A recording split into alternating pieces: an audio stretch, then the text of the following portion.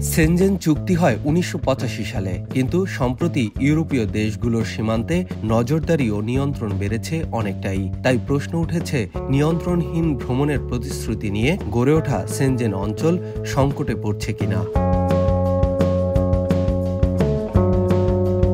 একসময় ইউরোপীয় ঐক্যের মুকুট হিসেবে পরিচিত ছিল এই অঞ্চল।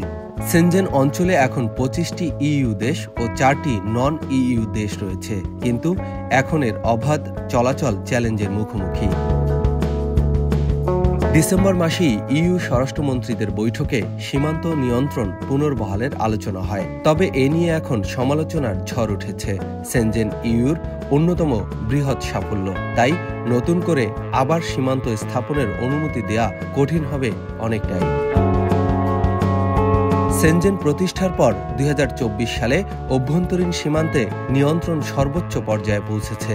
জার্মানিও এখন তার প্রতিটি সীমান্তে নিয়ন্ত্রণ কার্যকর করছে, যা আগে শুধু দক্ষিণ সীমান্তে অস্ট্রিয়ার সাথে সীমিত ছিল। ২০১৫ সাল থেকে জার্মানি এই সীমান্তে নিয়ন্ত্রণ চালিয়ে আসছে।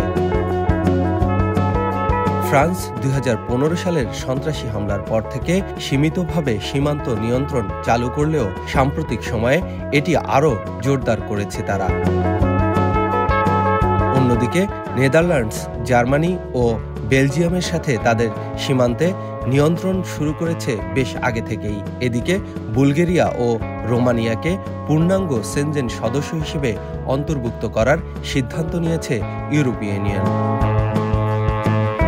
এদিকে বুলগেরিয়া ও রোমানিয়াকে পূর্ণাঙ্গ সেনজেন সদস্য হিসেবে অন্তর্ভুক্ত করার সিদ্ধান্ত নিয়েছে ইউরোপীয় ইউনিয়ন। তবে ইউরোপীয় কমিশন বারবার জোর দিয়ে বলছে, অভ্যন্তরীণ সীমান্ত নিয়ন্ত্রণ একেবারে শেষ উপায় হওয়া উচিত।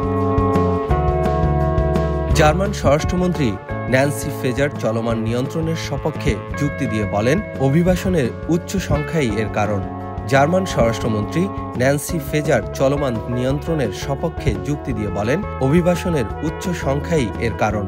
তিনি বলেন, যতদিন জার্মানিতে অভিবাসীর সংখ্যা বেশি থাকবে, ততদিন নিয়ন্ত্রণ অব্যাহত থাকবে।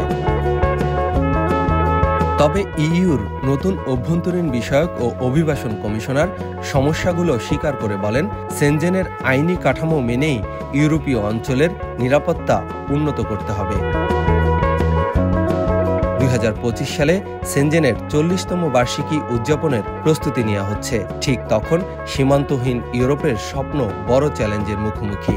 এই টানাপোড়েন সমাধান হবে কিনা তা এখন বলা কঠিন। তবে এমন পরিস্থিতি ইইউর অন্যতম মূল্যবান অর্জনকে একটি প্রশ্নের মুখে দাঁড় করিয়েছে। নিউ ইয়র্ক থেকে মাইনুল ইসলাম, বাংলা নিউজ নেটওয়ার্ক।